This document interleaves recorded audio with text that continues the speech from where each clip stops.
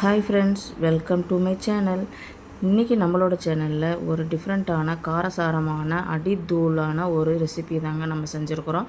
இது எப்படி செஞ்சுருக்குறோம் அப்படிங்கிறத ஃபுல் வீடியோவும் ஸ்கிப் பண்ணாமல் பார்த்தா மட்டும்தாங்க புரியும்.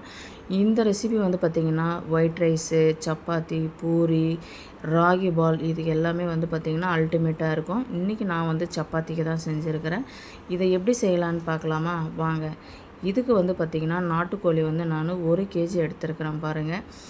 நாட்டுக்கோழின்னு பார்த்தாவே இந்த மாதிரி வந்து பீஸ் வந்து பார்த்திங்கன்னா கலர்ஃபுல்லாக இருக்கும். அதே மாதிரி வந்து பார்த்திங்கன்னா நாட்டுக்கோழிக்கான அறிகுறியும் இது தாங்க. இதை வந்து நல்லா வாஷ் பண்ணி எடுத்துக்கலாம். மஞ்சத்தூள் போட்டு நம்ம வாஷ் பண்ணி எடுத்தோம் அப்படின்னா அதோட கறி ஸ்மெல் வந்து கொஞ்சம் போயிடும். அதே மாதிரி மஞ்சத்தூள் போட்டு வாஷ் பண்ணி எடுத்துடலாம். இந்த மாதிரி எடுத்து வச்சிடலாம் பாருங்கள்.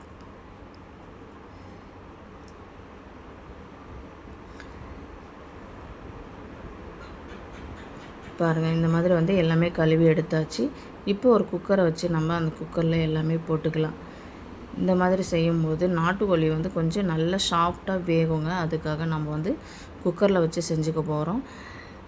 இப்போ இதில் வந்து தேவையான பொருள் நம்ம போட்டுக்கலாம். காரத்துக்கு ஏற்ப மிளகாத்தூள், தனியாத்தூள், கொஞ்சோண்டு மஞ்சப்பொடி, அப்புறம் இஞ்சி பூண்டு பேஸ்ட்டு.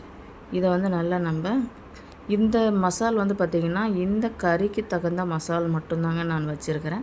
இதை வச்சுட்டு கறிக்கு தேவையான அளவு 1 டம்ளர் 2 டம்ளர் நான் தண்ணி வச்சுட்டு இதை வந்து ஒரு 2 விசில் நான் விட்டு எடுத்துக்க போகிறேன். அந்த 2 விசில் கேப்பில் நம்ம வந்து மசால் ரெடி பண்ணிக்கலாம். ஒரு 2 கைப்பிடி அளவுக்கு வந்து சின்ன வெங்காயம் நான் எடுத்துருக்கிறேன்.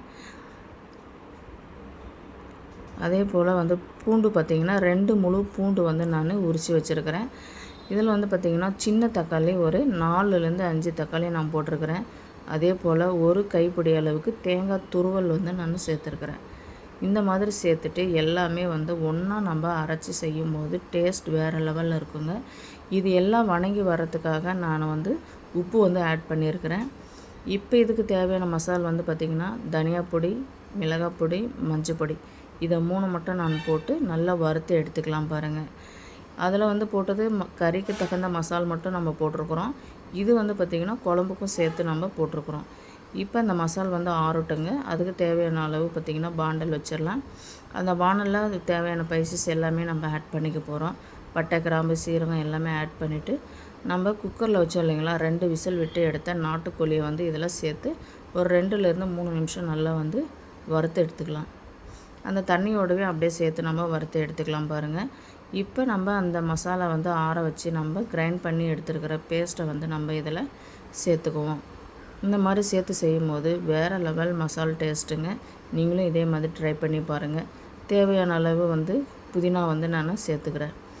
சேர்த்துட்டு பாருங்கள், அருமையான வந்து நாட்டுக்கோழி குழம்பு வந்து ரெடி ஆகிடுச்சு பாருங்கள். நீங்களும் இதே மாதிரி ட்ரை பண்ணி பாருங்கள்.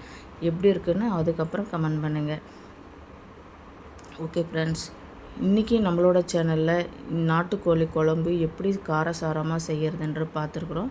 இதே மாதிரி நீங்களும் செஞ்சு பாருங்கள். தோசை, இட்லி, பூரி, சப்பாத்திக்கு வந்து ரைஸுக்கும் அல்டிமேட்டாக இருக்குங்க. வேறு லெவல் டேஸ்ட்டுங்க. ஓகே ஃப்ரெண்ட்ஸ், மீண்டும் அடுத்த வீடியோவில் சந்திக்கலாம். பாய்.